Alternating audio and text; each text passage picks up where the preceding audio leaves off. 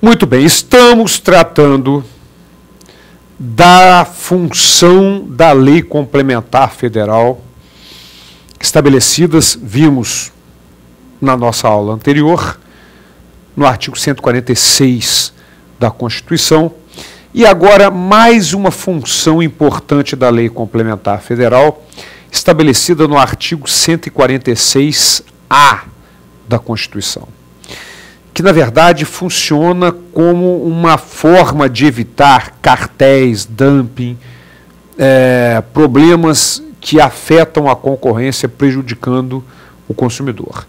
Vamos conhecer o dispositivo e depois comentar os detalhes importantes. Vamos lá. Artigo 146-A. Lei complementar poderá estabelecer critérios especiais de tributação com o objetivo de prevenir desequilíbrios da concorrência, sem prejuízo da competência da União, por lei, estabelecer normas de igual objetivo. Então, olha o detalhe importante. Poderão ser tributadas diferentemente as empresas que praticarem cartéis, dumping, causando desequilíbrio na concorrência. Dá uma conotação de punibilidade, vamos dizer assim, ao tributo. Ora, nós já estudamos a definição de tributo. Tributo é toda prestação pecuniária, compulsória, em moeda ou cujo valor nela se possa exprimir, que não constitua sanção de ato ilícito. Ou seja, não se confunda com penalidade. Então, se, vamos imaginar, uma indústria deixa vazar dejetos industriais em determinado rio, poluindo a bacia do rio, não pode ser cobrado um tributo por este ato ilícito praticado. Pode ser cobrado uma penalidade, uma multa, mas um tributo não pode constituir sanção de ato ilícito.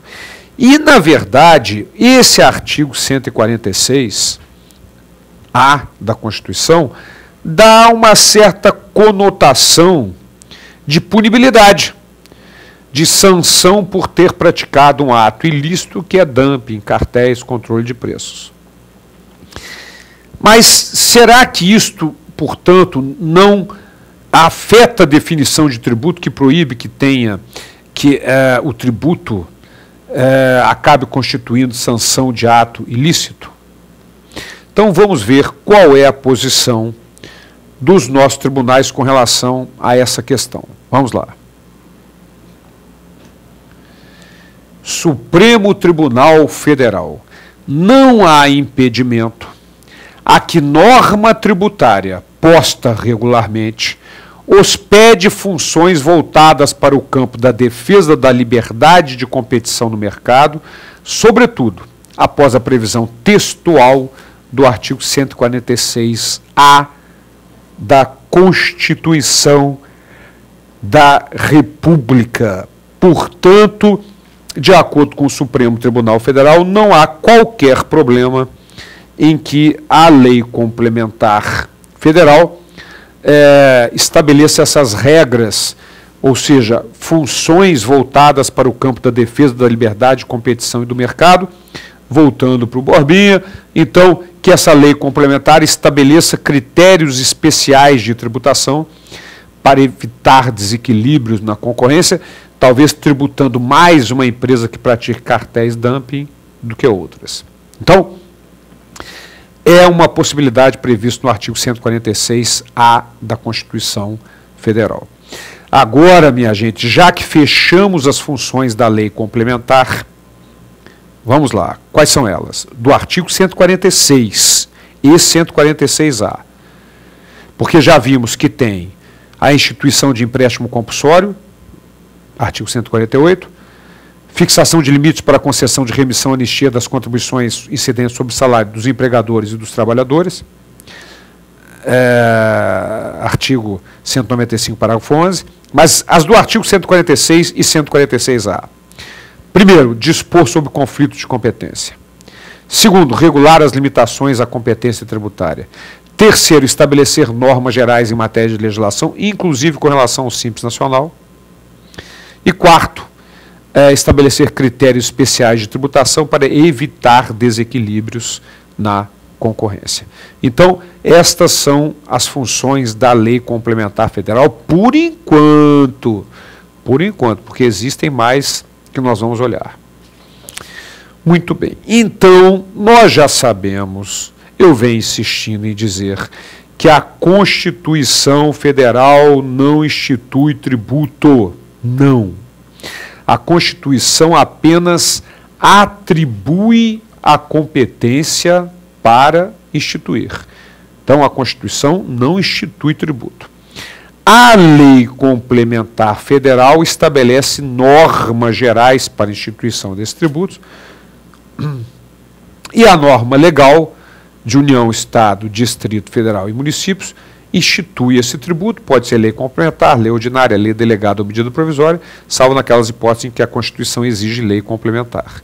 Então, vamos rever essa figura, porque ela é muito importante e ajuda a gente a fixar esse conceito. A Constituição Federal atribui a competência para instituir contribuições. Na verdade, o esquema é de contribuições, mas se aplica a todos os tributos. A Lei Complementar Federal estabelece normas gerais e a norma legal institui a contribuição, no caso, qualquer espécie tributária, não somente a contribuição. Então, este quadro que estudamos para a contribuição se aplica, na verdade, a todas as espécies tributárias. Ou seja, a Constituição atribui a competência exercida em 3 níveis: a atribuição pela Constituição, a Lei Complementar Federal estabelecendo normas gerais e a norma legal de União, Estado, Distrito Federal ou município instituindo definitivamente a contribuição.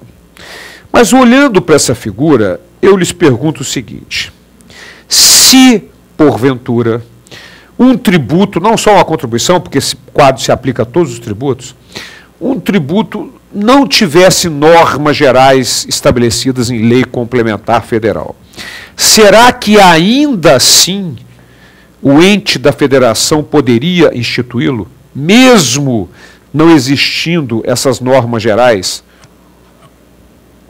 previstas em lei complementar federal? Será que a norma geral é condição sine qua non, ou seja, condição exigida para a instituição dos tributos pelo ente da federação?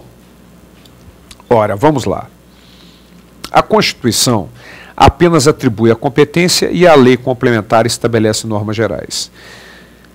Os municípios, por exemplo, se não houvesse normas gerais sobre tributos municipais, eu digo se não houvesse, porque hoje existem normas gerais sobre todos os tributos municipais, os impostos IPTU, IPTU, ITBI, IPTU, ITBI, ISS, taxas, contribuições de melhoria, existem normas gerais sobre todos os tributos de competência dos municípios. Mas vamos imaginar que, porventura, não existisse uma norma geral para determinado imposto municipal, por hipótese para o IPTU. Vamos imaginar essa situação na medida em que elas existem. Estão previstas no próprio CTN. Ora, os municípios não poderiam exercer a competência tributária, porque está faltando aquele link que liga a atribuição da competência com o seu exercício, que é o estabelecimento de normas gerais mediante lei complementar federal.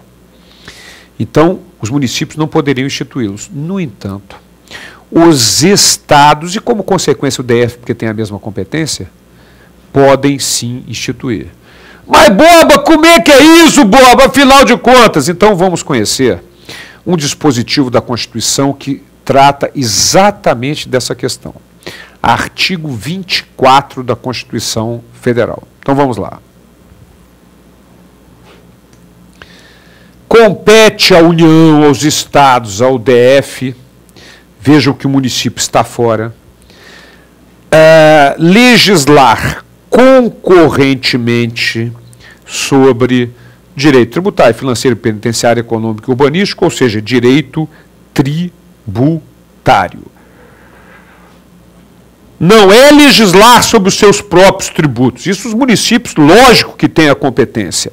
É para legislar sobre direito tributário. Muito bem. Agora, nós sabemos que quem é que fixa normas gerais relativas a todos os tributos federais, estaduais e municipais? Sem dúvida nenhuma, é a União, mediante lei complementar. Então vamos lá ver o que determina o parágrafo 1º do artigo 24. No âmbito da legislação concorrente, a competência da União limitar-se-á a estabelecer normas gerais. Limitar-se-á a estabelecer normas gerais. E já sabemos, mediante lei complementar federal. Então, isso nós já sabemos. Lei complementar federal é que estabelece normas gerais em matéria de direito tributário, ou seja, que se aplica a todos os tributos municipais, federais e estaduais. No entanto, o parágrafo 2º do artigo 24 já abre uma brecha nessa questão, sem definir exatamente de que forma, porque deixou essa definição para o parágrafo 3º que nós vamos conhecer. Mas vamos primeiro dar uma olhadinha no parágrafo 2º do artigo 24. A competência da União para legislar sobre normas gerais não exclui a competência suplementar dos Estados.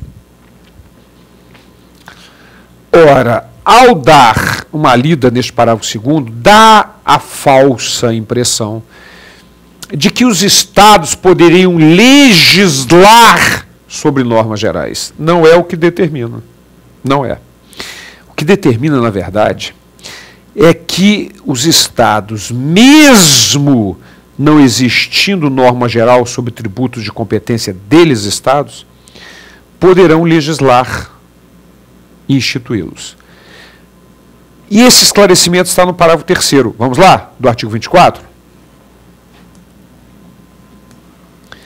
Inexistindo lei federal sobre normas gerais, os Estados exercerão a competência legislativa plena para atender às suas peculiaridades. É exatamente. Minha gente, um exemplo típico. O IPVA, Imposto sobre a Propriedade de Veículos Automotores, de competência dos Estados e do DF, não tem norma geral em lugar nenhum. Não existe lei complementar federal sobre normas gerais para IPVA. E os Estados todos instituíram as contribuições. Mesmo não existindo normas gerais, porque o parágrafo 3º, combinado com o parágrafo 2º do artigo 24, permite. Mas muito cuidado, os Estados e DF não vão legislar sobre normas gerais. Eles vão instituir os seus tributos, mesmo na ausência de norma geral prevista em lei complementar federal. O parágrafo 3º fala dos Estados, mas o DF tem a mesma competência dos Estados, de acordo com o artigo 32 da Constituição. Agora, os municípios, não houvesse normas gerais sobre os seus tributos, não poderiam instituí-los. Bom, mas vamos imaginar o seguinte, no caso do IPVA, vamos imaginar que o Estado do Pará determine que o IPVA incide sobre veículos automotores terrestres, aeronaves, embarcações e anfíbios.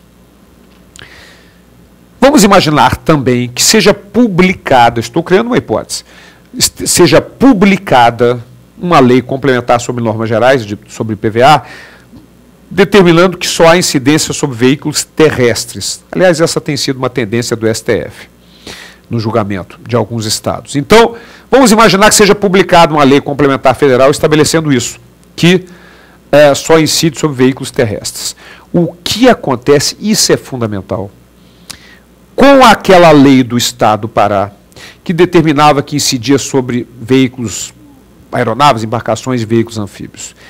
Isso está no parágrafo 4º do artigo 24, e cuidado, não há uma revogação, há uma suspensão da eficácia enquanto vigia aquela norma geral. Vamos lá, parágrafo 4º do artigo 24, a superveniência da lei federal sobre normas gerais suspende a eficácia da lei estadual no que lhe for contrário.